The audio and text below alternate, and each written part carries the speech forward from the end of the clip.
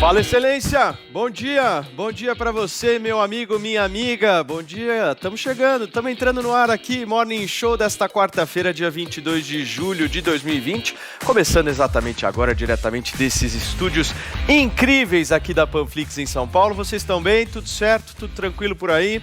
Preparados?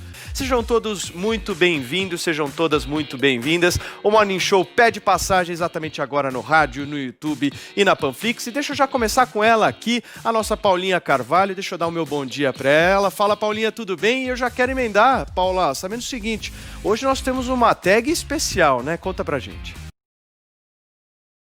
No nosso Twitter, nas nossas redes sociais. A hashtag é Na Quarentena Eu Maratonei. Eu já mandei a minha listinha ali das que eu lembrei: Califado, Nada Ortodoxa, Arremesso Final, Boca a Boca, I Know This Much Is True, I May Destroy You, que eu tô acompanhando na HBO. É muita coisa mesmo para quem gosta de séries. Eu quero saber quais são as séries que vocês maratonaram até agora ou que estão maratonando. A hashtag é Na Quarentena Eu Maratonei.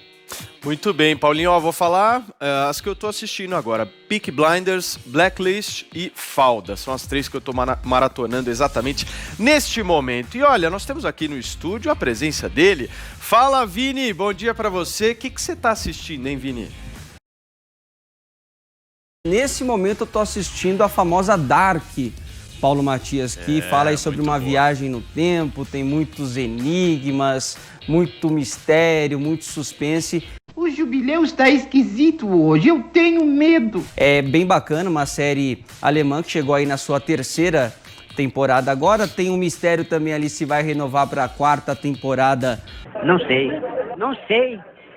Problema seu. Ou não, mas tá bem bacana. Sugiro todo mundo também maratonar aí Dark, porque é bem interessante. Bem legal mesmo, Vini. O que eu mais gostei de Dark eu já terminei, mas o que eu mais gostei é que tem 3 temporadas, né? Tem várias séries que tem 1.473.000 temporadas e aí a gente fica um pouco cansado e perdido. Fala, Adrilles Jorge, o senhor tá bem? Diga, meu querido. Eu quero saber o que você anda assistindo, hein, Adrilles? Eu tô relendo a Bíblia do Caos do Milor Fernandes, um livrinho. Uhul! E o livrinho que o meu querido produtor Ricardo Acol me emprestou, do Roger Scruton, que ele fala que ele disseca e destrói alguns autores esquerdistas do século XX. Caralho, o maluco é brabo. Porra! Muito bem, mas assistir que é bom, séries, Não, eu tentei ver Dark e não entendi quase nada. Não Vocês são muito inteligentes intelectuais, é muito complicado, personagem, entra e vai pra frente, vai pra trás. Eu falei, tô achando muito mal escrito. Você deve ficar falando no meio da série, né, Adrilles, com os personagens, aí você não entende muito. Né? As vozes na minha cabeça são muito dissonantes em relação à série. Perfeitamente. Joel Pinheiro da Fonseca, meu intelectual favorito. Tudo bem com você, Joel? Conta pra gente o que você anda assistindo por aí. Bom dia, Paulo. Olha, né, eu tenho assistido agora umas comédias, sabe? Eu assisti aquele desenho animado BoJack Horseman, só que é um desenho para adultos, hein? Não é para criança, não. Mas gostei muito, muito legal, sombrio também, mas com humor bem ácido, assim, achei muito boa. E tô assistindo essa Brooklyn 99, sobre o departamento de polícia lá de Nova York, outra de comédia também. E um pouco antes eu assisti Leftovers. Leftovers é legal, hein? 1% da população no planeta desaparece, ninguém sabe o motivo, simplesmente acontece, e a humanidade fica vivendo as consequências disso por anos a fio. É muito interessante. Não, nada a ver, irmão. Muito bem, então, Paulinha, qual é a nossa hashtag pra galera participar hoje, então? Repetindo mais uma vez. Depois de muita promessa e expectativa, o governo entregou ontem a primeira fase da reforma tributária. A proposta foi entregue pessoalmente pelo ministro da Economia, Paulo Guedes, ao presidente da Câmara, Rodrigo Maia, e ao presidente do Senado, Davi Alcolumbre. Os detalhes do texto que foi apresentado a gente vai ver exatamente agora na reportagem do Levi Guimarães. A primeira parte da proposta do governo de reforma tributária foi entregue ao Congresso. O ponto central é a unificação do PIS e do COFINS, dois tributos federais que incidem sobre o consumo. No lugar dos dois, seria criado a CBS, a Contribuição Social sobre Operações com Bens e Serviços, com alíquota de 12% para empresas e 5,8% para as instituições financeiras. O texto do governo converge com os que já tramitam no Congresso, que também propõem a simplificação tributária, mas são mais amplos. Algumas propostas envolvem, por exemplo, o ICMS, que é um tributo estadual, e o ISS, de caráter municipal. As unificações ocorreriam de forma separada, de acordo com os entes federativos, para que nenhum perca a arrecadação. O ministro da Economia, Paulo Guedes, foi pessoalmente entregar a matéria. Ele destacou que apoia a ideia de acrescentar outros impostos no processo. Eu não posso invadir o território dos prefeitos, falando sobre ISS, ou invadir o território dos estados, falando sobre ICMS. Então, em sinal de respeito, nós oferecemos uma proposta técnica do IVA, mas com apoio total ao que está estipulado na 45, que busca o acoplamento desses impostos. A entrega ocorreu após um ano de adiamentos e indefinições que, de acordo com o ministro, ocorreram por circunstâncias políticas. O presidente do Senado, Davi Alcolumbre, anunciou que o Congresso vai retomar a comissão mista, formada por membros das duas casas, para buscar um texto em comum. Ele comemorou o envio da proposta pelo governo.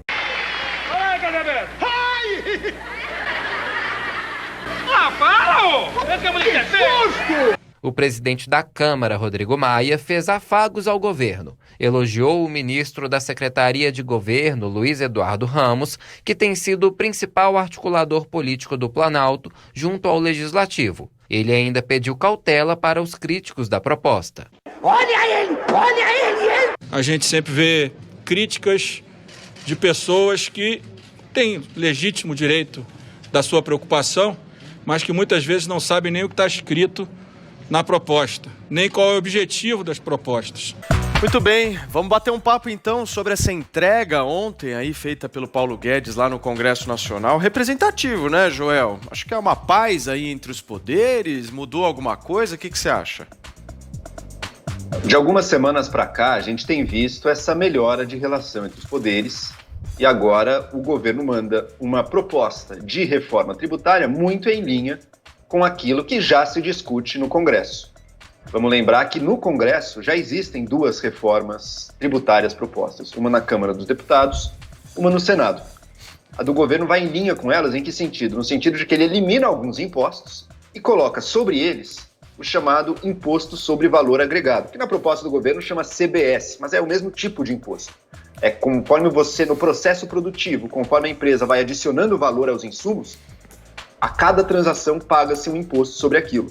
Mas a empresa abate do imposto que ela vai pagar o imposto que as empresas anteriores a ela na cadeia produtiva pagaram. Então é um imposto não cumulativo, é um imposto que é usado em muitos países desenvolvidos aí pelo mundo. Parece uma boa aposta para simplificar o nosso sistema tributário, é isso que está na proposta do governo. Veja, a proposta do governo, nesse sentido, ela é menos ambiciosa do que as que estão no Congresso e no Senado, as da Câmara e do Senado. Elas eliminam um número maior de impostos. A do governo elimina basicamente dois, que é o PIS e COFINS, mas como o próprio Paulo Guedes disse, talvez até para a negociação política daquilo seja mais fácil iniciar com um pouco menos ambiciosa. Uma coisa que é importante frisar, pessoal, o objetivo dessa reforma não é, e nem poderia ser, reduzir a carga tributária brasileira. Vamos ter isso bem claro. Neste momento, não tem como reduzir carga tributária. A proposta, o objetivo dela é simplificar os impostos do Brasil. E a proposta do Paulo Guedes, assim como a do governo, assim como as do Congresso, fazem isso, estão caminhando nessa direção. Eu acredito que a gente vai ver, sim, uma aprovação de algo nesses moldes, algo que una talvez um pouco aí das três propostas e que vai ser um bom avanço para o Brasil.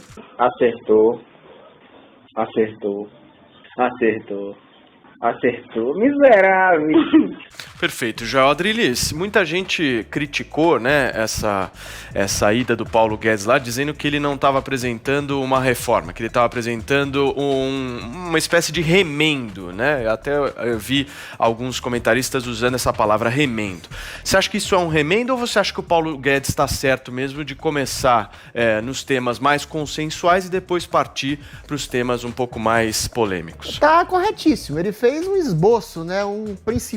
um princípio de reforma tributária que une o PIS e o COFINS no imposto só e vai deixar os termos mais complexos para depois. A reforma tributária é um vespeiro, né, Paulo? Os prefeitos querem uma coisa, os estados querem outra, a União quer outra.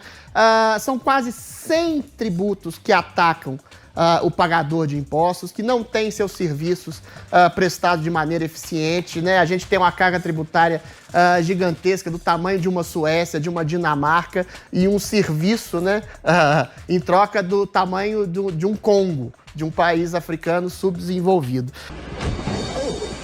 O que tem que se fazer a princípio é simplificar. De fato, a ideia é simplificar, mas os políticos não querem simplificar porque cada um quer uma fatia do bolo, né? Para simplificar, você tem que abrir mão de alguma coisa. Então, eu acho que a tática do Paulo Guedes é essa mesma. Aquela que eu falei ontem, você jogar para o Congresso uma responsabilidade maior, você, de alguma forma, convergir em alguns pontos tópicos e depois caminhar para uma coisa mais complexa. Você tem a proposta do imposto sobre transações digitais, né, que realmente pega muita gente que foge da malha do fisco em troca da contrapartida de desonerar a folha de pagamento, que esse é o grande problema, o grande gargalo do empreendedor brasileiro. Ele paga demais e recebe de menos e você sufoca o médio, o microempreendedor, você sufoca toda a economia. Eu acho muito complicada, ela é muito complexa, ela é muito mais complicada que a reforma da Previdência, envolve interesses muito maiores. Eu acho que o Paulo Guedes faz muito bem de jogar essa bomba na mão do Congresso Nacional. É importante a gente esclarecer aqui também que o brasileiro trabalha mais de 2.000 horas por ano só para pagar impostos e que essa reforma tributária que está no Congresso Nacional já está sendo debatida há mais ou menos 30 anos. Então eu acho que já deu um tempo suficiente, né, Adriles e Joel? Eu não suporto mais. Eu cheguei no limite. Pra gente eu acho que fazer questão, a reforma tributária sem a administrativa é inócua. Você tem que exatamente convergir para um melhor serviço prestado ao consumidor e ao pagador de impostos finais. Para isso, você tem que fazer concomitantemente a reforma administrativa, de reduzir o Estado e tornar o Estado mais produtivo. O que adianta você simplificar os impostos se os impostos não chegam em serviço? Nada. Fala, Joel. Pois é, vamos lá. Desenhar algumas coisas aqui que acho que é importante até para as pessoas terem consciência. Quais são os interesses em jogo aqui? No Brasil, a indústria paga muito imposto. Os serviços, o setor de serviços paga relativamente menos. O setor de serviços não está muito feliz com essa primeira fase da proposta da reforma tributária, porque eles dizem, olha, a gente vai pagar mais imposto com isso, a indústria vai se beneficiar, nós vamos sair prejudicados, então a gente não vai aceitar. Se for só isso, a gente não vai topar isso aqui não, a gente vai lutar contra. Para o setor dos serviços topar a reforma tributária, é por isso que o Paulo Guedes também está querendo fazer essa outra fase da reforma, que é o seguinte, a gente vai desonerar a folha de pagamentos, esse é uma desoneração que incide bastante, que ajuda bastante o setor de serviços, então isso vai fazê-los ficarem mais propícios a aceitar essa reforma, só que o governo não pode abrir mão de arrecadação. O governo não pode abrir mão de carga tributária nesse momento. Portanto, para compensar esta desoneração que o governo disse que quer fazer na folha de pagamentos, que vai deixar para um segundo momento, ele vai ter que trazer também um novo imposto. O novo imposto será a nova CPMF, a novo Imposto sobre Transações, que não me parece a melhor solução, mas enfim, é o acordo, é o acerto que o governo está tentando fazer para conseguir uma reforma tributária que tenha uma ampla aceitação entre diversos setores econômicos. Por fim, uma coisa, acho importante frisar aqui, hein, Adriles, o Brasil paga 34% do PIB de imposto. É alto, sim, é bem alto, considerando outros países em desenvolvimento, mas não é igual ao que paga uma Suécia, uma Dinamarca, que são 40 e tantos, 50 e poucos por cento. Eu não suporto mais. Eu cheguei no limite. Se você incide mais 6% chega a quase 40%. A questão é que os serviços lá são de primeiro mundo e os serviços aqui são de quinto, né? A carga tributária é a questão. O problema é o serviço que é devolvido. O problema é o serviço, não é o imposto em si. Sim. Bom, só então a gente não paga o mesmo que a Noruega, que a Dinamarca, que a Suécia, a Noruega. A gente não paga menos. Senhores, e olha, no programa de ontem a gente teve uma conversa super esclarecedora com o deputado federal Felipe Rigoni sobre a votação do Fundeb, que iria acontecer no decorrer do dia. Queria que você comentasse um pouco sobre isso. Saiu uma notícia recente aqui que a Argentina bateu recorde de morte e de caso, promovendo o isolamento social de uma maneira firme como ela está fazendo, né? Infelizmente, eu tenho essa desgraça de ter razão em relação à projeção do vírus. Estou melhor do que o Osmar Terra, né? A Argentina ficou 4 meses isoladas, né? A Minas Gerais também, os estados do Sul. Aí fizeram louvores e acenos mil. Olha, que gestores maravilhosos. Olha só como o presidente da Argentina está impedindo a disseminação e o contágio do vírus. Não era nada disso, gente. Era muito simples, não precisa ser nenhum gênio. O vírus chegou antes nos lugares que tinham voos internacionais, um afluxo maior. Fortaleza no Brasil, Rio de Janeiro, São Paulo, Nova York, Paris, Londres.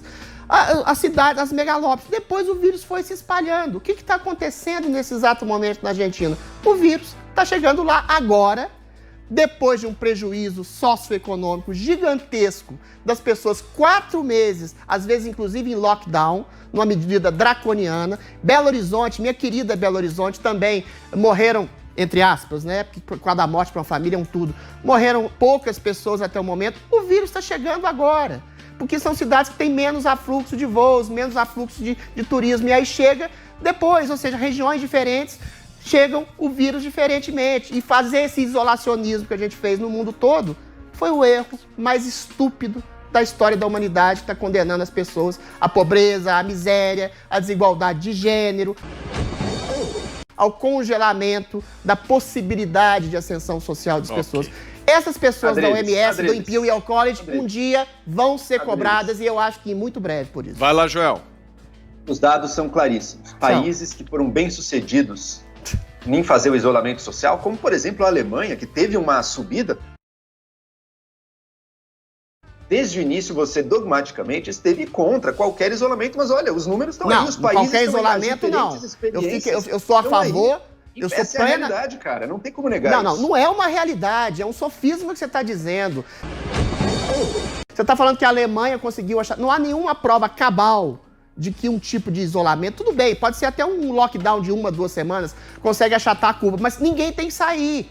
E aí eu te dou um dado muito simples. Por que, mais uma vez, não são feitas pesquisas como as que foi feita em Nova York, em que 85% são contaminadas em casa? Tudo bem, 2 semanas as pessoas não saem de casa, beleza. Mas depois as pessoas têm que sair para comprar. Calma, Joel.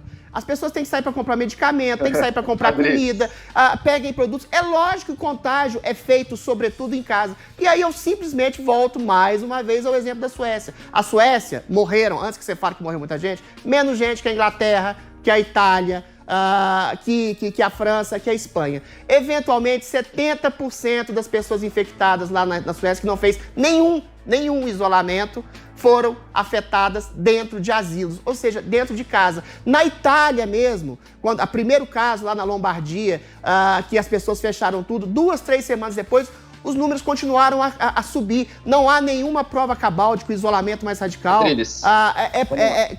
consegue conter o contágio. Ou seja, que esse isolacionismo mundial é uma coisa que vai causar muito mais mortes, muito mais problemas que as próprias mortes do Covid-19. Joel, isso é fato, Joel, para finalizar esse tema... É fato, Joel. Joel, só para finalizar esse tema, você vai responder o Adriz, mas eu queria te fazer uma pergunta. Como é que explica o desastre na Argentina? Pois é. Cadê?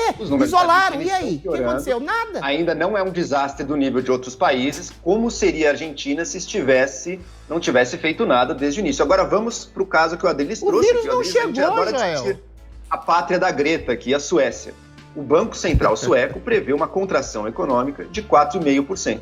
O da Dinamarca, que fez isolamento social, prevê uma contração econômica de 4,1%. A diferença é que na Suécia a taxa de mortes está 6 vezes acima do que está na Dinamarca. O vírus chega em diferentes regiões com diferentes forças. A Suécia cresceu 3% no PIB no primeiro semestre. Não é nem projeção, que aconteceu. Senhores, Paulinha, você tá por aí ainda?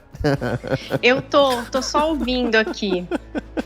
Pode comentar, querida, a gente quer ouvir sua opinião. Não, nada a ver, irmão. Isolacionismo, gente. A gente tá nesse papo ainda. Eu acho que a gente tem que observar os países que de fato fizeram, né? A Itália outro dia estava com o quê? 3 óbitos. Acho que eles conseguiram isolar e mudar uma situação bastante grave que aconteceu por lá. A Argentina registrou 113 mortes. Esse é o recorde da Argentina, né? Então, a gente tem ali 2.373 vítimas na Argentina da Covid-19. É horrível comparar a morte, né? Mas no Brasil, a gente está com 81.628 mortes. O Brasil tem 5 vezes a população. 2.167.988 casos. Sim, somos de dimensões diferentes, com certeza. Mas, gente, como é que faz isolamento vertical? Eu não consigo entender isso. Como você tira as pessoas de um ambiente, um número de pessoas de um ambiente, se você não isolar um dado número de pessoas? Como você faz isso? Mas isso é uma os velhinhos equação, estão em Paula. casa, mas eles já estavam em casa. Isso é uma As equação crianças estão em matemática. casa. Se Quem vai você cuidar das tenta, crianças? Tipo assim, se não você tem como isola todo mundo ao operacionalizar mesmo isso. tempo... Não tem como, não existe. Se você isola todo mundo ao mesmo tempo, você ceifa empregos, você ceifa trabalho, você ceifa renda. Na Argentina é muito simples. Não é porque eles tiveram menos mortes depois do isolacionismo que eles fizeram durante 4 meses. É que eventualmente o vírus chegou agora. Como o vírus está chegando agora em Minas Gerais, como o vírus está chegando agora no Sul, não há prova cabal sobre... A Argentina é um exemplo. Paula, a Argentina é um exemplo gritante. Eles ficaram 4 meses isolados. 4 meses. E o vírus está chegando agora lá. Só vamos... Está bem estabelecido. A afirmação é simples. Agora, eu volto. Joel, só um minuto. Deixa eu pedir um favor aqui para vocês. Espera só um minuto. Deixa eu só pedir um favor aqui para vocês 3. Vamos procurar não falar ao mesmo tempo, porque quem está nos acompanhando... Tempo, Paulo, a gente não consegue falar. Eu deixei você falar, o Joel. Aqui a gente garante. A gente garante. Matador de onça, né? É a verdade, não minto. É isso mesmo. Pode falar, Paula, fica à vontade. Aqui não tem isso. O que eu tô dizendo é o... Mata onça mesmo? Mata. Aqui tem coragem. É o seguinte, a Alemanha tá toda aberta. Eu tenho um dos meus melhores amigos mora lá, ele foi a primeira pessoa a me falar de isolamento social. Foi sério o que aconteceu lá, eles fecharam o aeroporto, foi muito, muito mais rígido do que aconteceu aqui no Brasil. E a questão é a seguinte, agora eles estão abertos, tomando algumas medidas, mas já prevendo uma segunda onda para outubro. Então você vê que não é tão simples assim, infelizmente não é tão simples assim. À medida que os países reabrirem... Adriles, finaliza. Eventualmente eu vou repetir. Por que não fazem uma pesquisa global em relação ao número de infectados em casa? Não estou dizendo que as pessoas pegam o vírus dentro de casa, mas pessoas eventualmente têm que sair depois de um certo tempo isoladas e trazem o vírus de volta. É impossível não ceifar esse tipo de contaminação só se a gente for para a Lua, se isolar totalmente. A Argentina é um exemplo cabal, eles ficaram 4 meses isolados, não houve nenhum tipo de acréscimo, não é só a Argentina o caso, Belo Horizonte é assim, Minas Gerais é assim, os estados brasileiros do Sul são assim. Eventualmente o vírus chega em momentos diferentes, em diferentes regiões, não tem rigorosamente nada a ver com isolacionismo expandido, como foi feito na Argentina, sinto muito. Vai lá, Joel, para finalizar esse assunto.